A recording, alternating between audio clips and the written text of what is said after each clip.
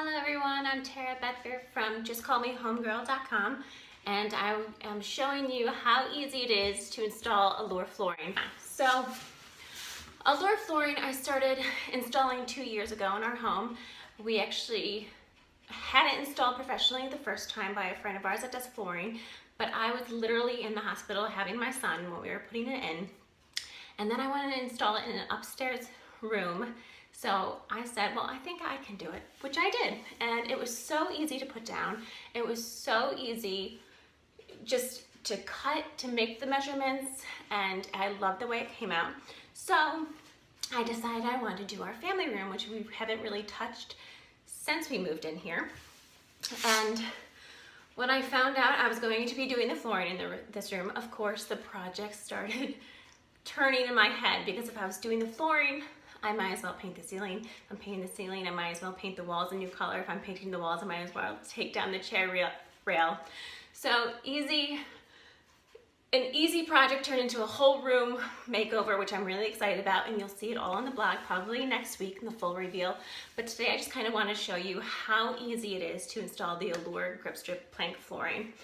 So how it comes in these 36 by 6 inch strips, and they have a glue strip on 2 sides. Depending on where you're putting it on the floor, you might have to cut that off if you're on the end or against a wall, but it's really easy to score and snap, and the key to putting it down is pressure.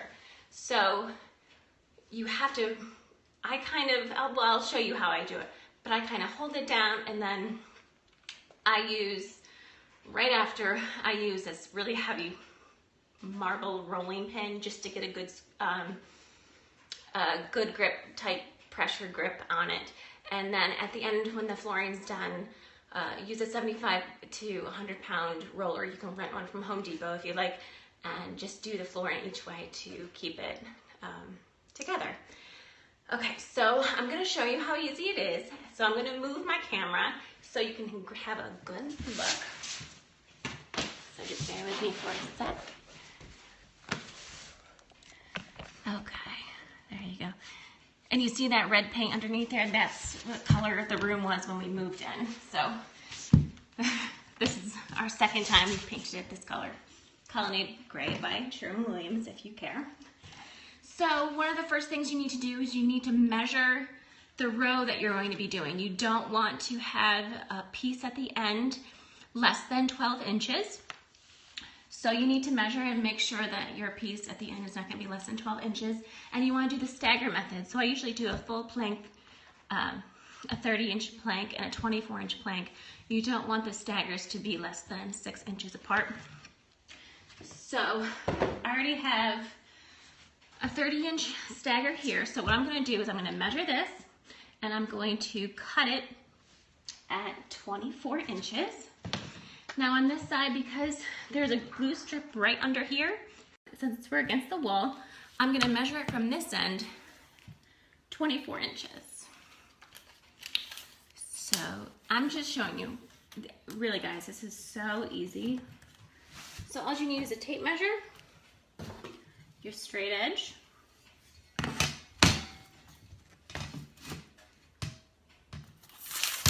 (24 inches), box cutter, give it a little score, and snap. Look how easy that is. So you can also save these pieces because they might be long enough that you can use on the other end of the wall since they don't have the strip right here. So we save these.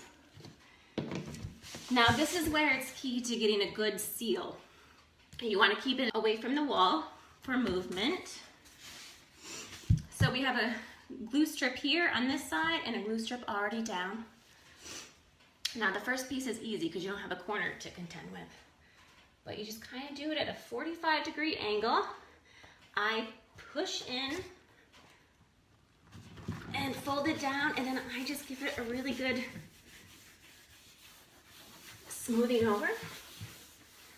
And I don't even see a seam, so that one's really good. And then you just get your hand roller and hand roll it, and you should be good. So that's the first piece. How easy is that? So easy, right? Can I get some hearts if it's really easy? If you think it's really easy. So the next piece, oh, thank you. Because I already staggered this, that was 24 inches, I'm going to use the full plank, 36 inches. Now this is where some people think it might get a little bit tricky because you're going to have a seam here and a seam on top. So you kind of have to put it in at an angle, which is a little hard to do, but it's not impossible. So what I usually do is I go into the end and make sure it's right in the corner. I push really hard on the end, and then I just kind of feed this seam, all while this hand is pushing that way against the other one and also pushing against it here. And if you do get a seam, you can just lightly and slowly pull up the plank. You have about a 10 to 15 minute wiggle room, which if you didn't catch it in the first 3 minutes, then you're not gonna catch it. That's what I think. But I've never had any huge mishaps or seams. There, second plank. Yes, it's Allure Flooring. This Pacific one is called Pacific Pine. And I love it. You wouldn't believe how many compliments I get when people think that this is real wood. And so I'm going to show you again. Let me see if I'm getting a thank you. Let me see if I can get it good.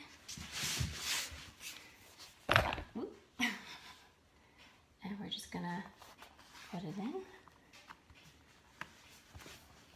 And I'm applying pressure. And down. Now, these seams are, this is a really good row. Okay. How easy. Now, the only tricky part sometimes is if you have stuff to work around, which I have. Let me just flip the camera and show you. This is our wood stove, which is going right now. So we have some angles to come to, but what I like to do, how does it do with water? It's resilient flooring, it's not waterproof, but I mean, as long as you clean up spills, it's gonna last. So on these corners, what I like to do is take these pieces of paper that come in between each plank in the box. Yes, this would be an awesome replacement. And I just, so if it's coming out, then I just make a template. You just make a template with the pieces, like cut it out, and then put it on your plank, and you just cut it with your box cutter.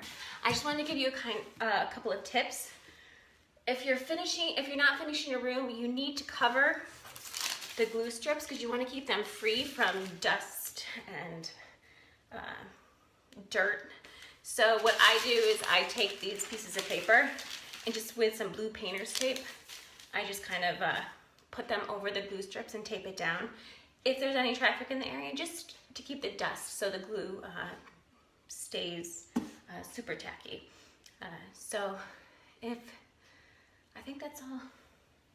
I think that's everything. So if you like Allure, go visit their website, go visit them on Facebook, Allure Resilient Flooring, and I will have a couple of blog posts next week all about Allure, all about our family room renovations, and probably a reveal. Hopefully it'll be a reveal next week, but we'll see if I get everything done. So I just kind of wanted to show you how easy it is, and you can also follow along at hashtag Allure Project Success on Instagram and Facebook if you want to see more awesome projects. So thank you so much for tuning in, and until next time, thanks.